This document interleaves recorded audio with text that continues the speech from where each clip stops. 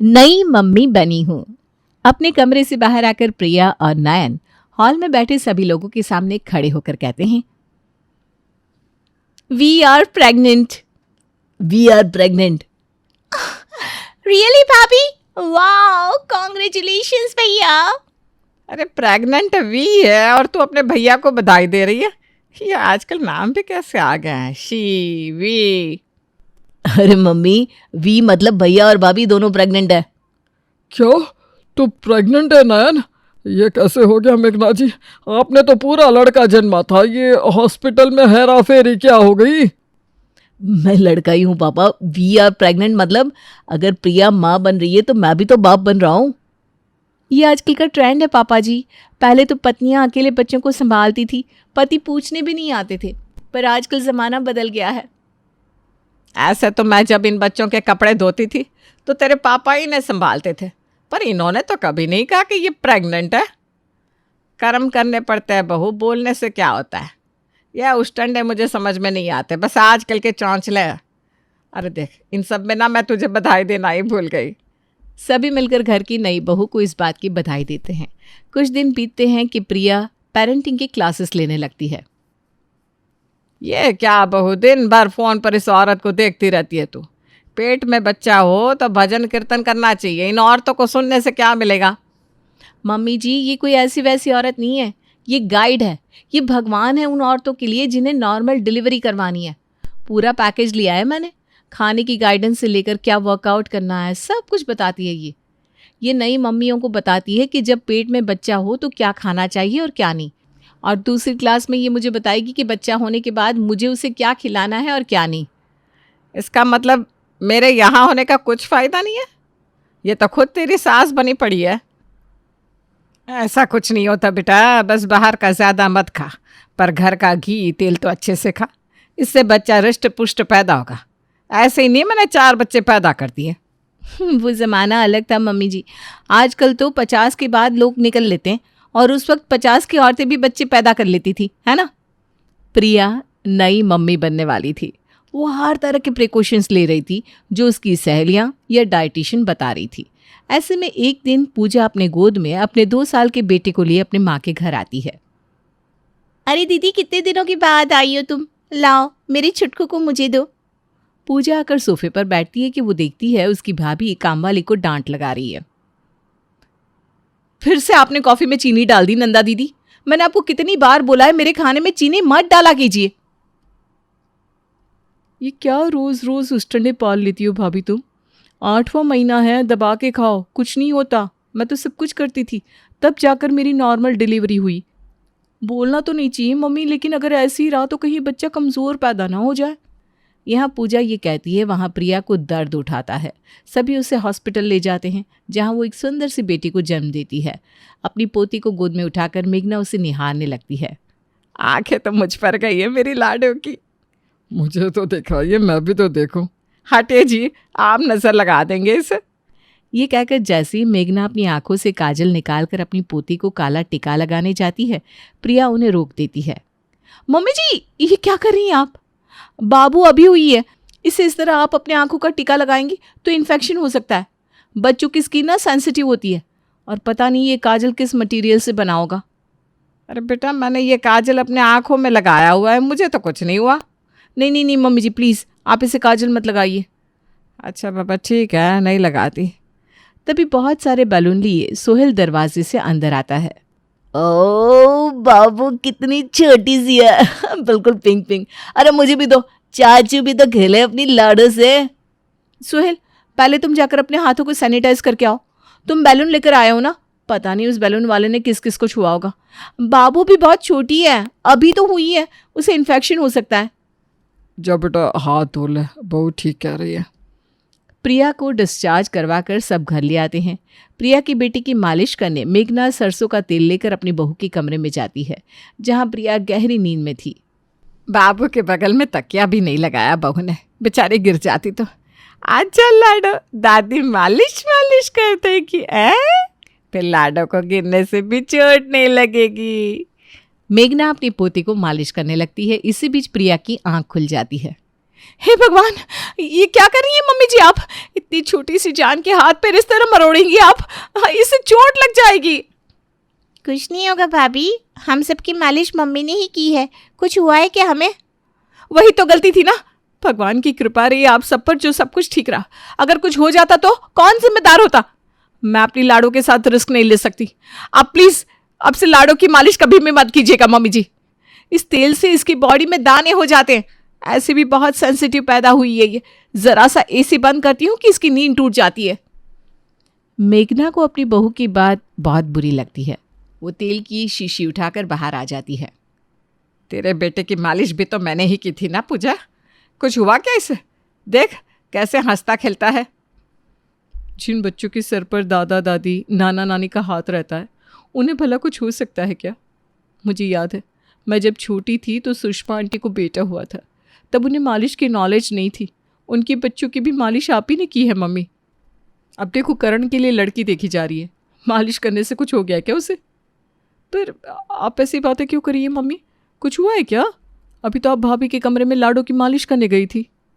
पहले तो मुझे लगा कि नई नई माँ बनी है तो अपने बच्चे को लेकर जरा डरती है प्रिया, पर नहीं, अब तो हद ही हो गई। इसने मुझे मेरी लाडो को तेल भी लगाने नहीं दिया। दादी का हक छीन लिया। बताओ दुख नहीं होगा क्या मुझे? मेरा बस चले तो मैं मुंह पर जाकर बोल दूं भाभी की, पर तुम ही हो जो रोक लेती हो मम्मी। नई माँ बनी है, नई माँ बनी है, इसका मतलब ये थोड़ी ना है कि किसी को छूने भी नहीं देगी। हम सब बांझ बैठे हैं क्या? लाडो सिर्फ भाभी की बेटी नहीं है, नयन की भी बेटी है। हमारा भी हक है उस पर।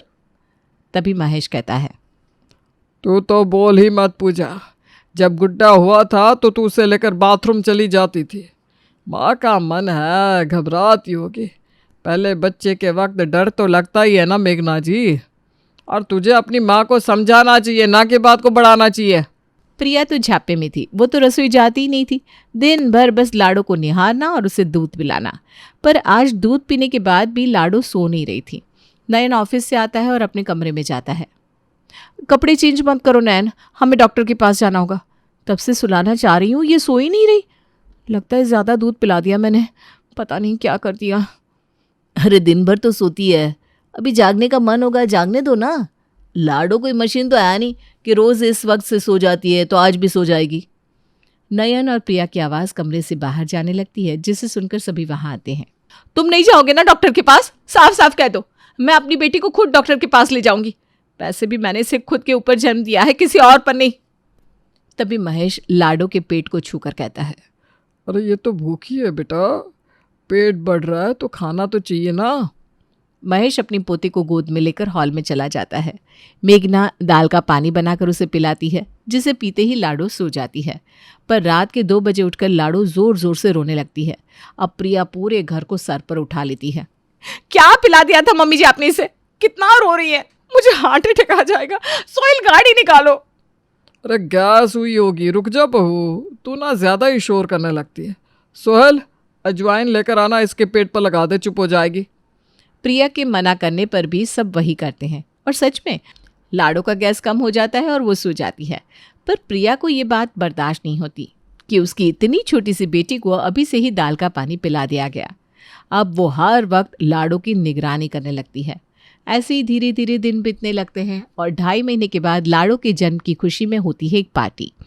लाडो पालने में झूल रही थी कि तभी पड़ोसन सुषमा आकर उसके गाल खींचने लगती है। एकदम गोलू मोलू हुई है नयन की तरह।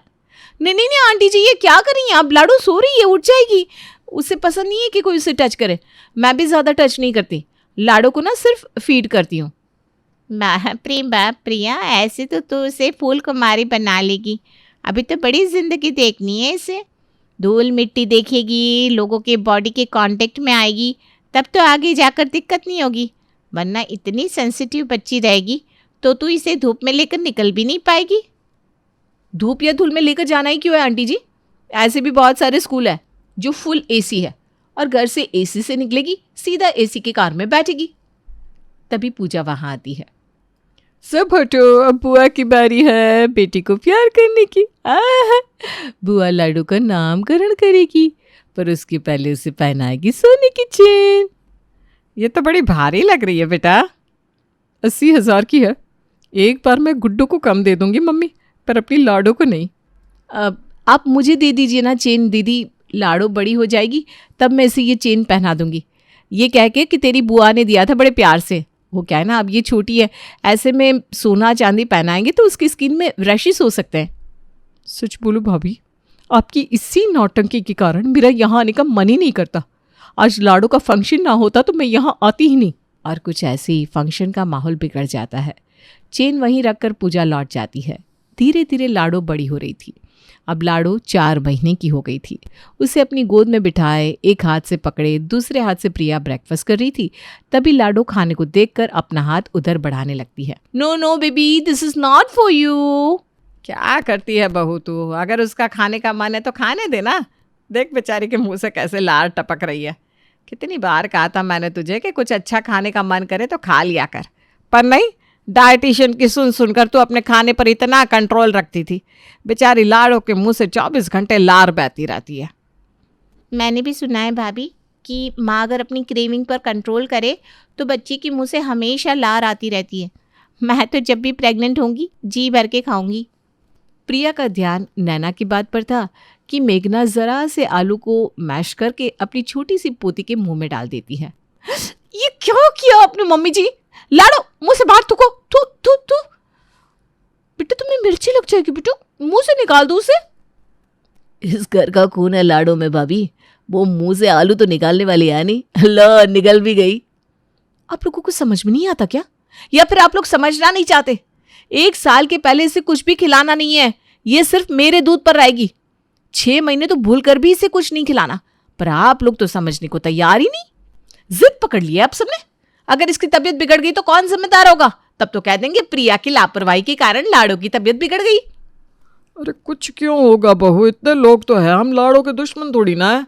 मुझे नहीं पता पापा जी, पहले के जमाने में जो भी होता हो, मैं अपनी बच्ची के मुंह में ये सब जाने नहीं दूंगी। इस तरह 2 महीने और बीत जाते हैं। अपनी पोती को गोद में उठाए मेघा उसे खिचड़ी खिलाने की कोशिश कर रही थी। तभी प्रिया अपने कमरे से बाहर आती है और ये देख लेती है और अपना सर पकड़कर बैठ जाती है। कुछ बोलने की ज़रूरत नहीं है बहू, तूने ही कहा था ना कि 6 महीने के बाद इसे हम पतली चीज़ खिला सकते हैं। देख ले कैलेंडर में 6 महीने की हो गई है हमारी गुड़िया। पर हम ऐसे कुछ भी नहीं खिला सकते ना पापा जी से। लाडो के पेट को सिर्फ भरना नहीं है, उसे वो सब कुछ मिलना चाहिए जो उसके बॉडी को ज़रूरत है। डाइटिशियन ने बताया मुझे क्या क्या चीज़ मिलाकर खिलानी है और कितनी मात्रा में।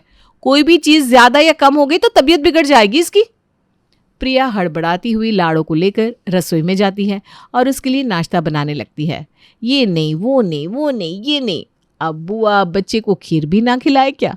बिस्तर पर बैठी हुई नैना खीर खा रही थी, उसकी बगल में बैठी हुई लाडो खेल रही थी, पर उसका ध्यान तो अपनी बुआ की कटोरी पर ही था। नहीं नहीं मेरी लाडो ऐसे मत देखो, वरना तुम्हारी माँ मुझे गोली मार देगी। पुप्पू पुई। मेरी लाडो तूने मुझे पुई बोला? खीर का दूध तो तुझे दे ही सकती मैं। और नैना लाडो को जरा सा दूध चटा देती है। अब तो लाडो को रोज मीठा चाहिए होता, कभी कोई छिपा कर तो कभी कोई छिप कर उसे चॉकलेट दे ही देता। लाडो भी धीरे धीरे बड़ी हो रही थी। एक दिन वो अपने चाचू के पॉकेट से चॉकलेट निकाल कर खा रही थी। हे भगवान, इससे चॉकलेट खाने कैसे सीख ली? मैंने तो इसके होने के बाद ही घर में पैकेट फूड आने ही नहीं दिया। क्या जरूरत थी सोहेल को चॉकलेट लाने की? जब घर में छोटा बच्चा हो तो सभी को कंट्रोल करना पड़ता है, पर नहीं। प्रिया सभी से कहती है, जब तक लाडो 1 साल की नहीं होगी, मैंने कितनी बार बोला है इसे शुगर नहीं देना। चीनी देने से बच्चों का दिमाग कमजोर हो जाता है। We have to avoid sugar. गुड़ दे दो इसे, श्रीखंड दे दो, पर चीनी नहीं देनी। अब तो इस नई माँ के हर रोज आते हुए नए रूल से सब परेशान हो चुके थे। कुछ दिनों बाद लाडो पूरे 1 साल की होने वाली थी। उसके दादाजी उसके लिए स्पेशल केक बनवा रहे थे, वो भी चुपके से। लिए राजी नहीं होती। मेरी प्रिया के लिए मैं सबसे बेस्ट ड्रेस लेकर आई हूँ मम्मी जी। इस ड्रेस में इसे जरा से भी गर्मी नहीं लगेगी, ना ही इस ड्रेस का कपड़ा इसे चुभेगा। पूरे 8,000 की है। इससे अच्छा सूती कपड़ा पहना देती बहू। बेकार में पैसे लगा रही है तू, और कुछ नहीं। ना बेचारी को चीनी खाने मिलती है, ना घर की पूड़ी कचौड़ी। मुझे तो देख कर ही तरस आता है, ऐसे कैसे सूखी हड्डी हो गई है लाडो। मैंने गेस्ट की लिस्ट तैयार कर ली है मम्मी जी। आपको किसी को बुलाना है तो आप इसमें उसका नाम ऐड कर दीजिएगा, और मेनू क्या रहेगा ये मैं डिसाइड करूँगी। आप कुछ भी मत खाइएगा भाभी, नहीं हम लाडो को खिलाएंगे, पर मेनू गेस्ट के लिए है ना, उन्हें तेल मसाले वाला भुना हुआ खाना खाने दीजिए प्लीज़।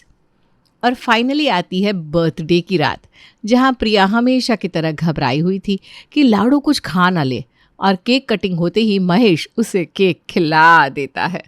पापा जी नहीं! अब तो दूसरा साल लग गया ना मेरी लाडो को प्रिया। पर इस एज के लिए मेरे पास दूसरा चार्ट है ना। ये नहीं माना।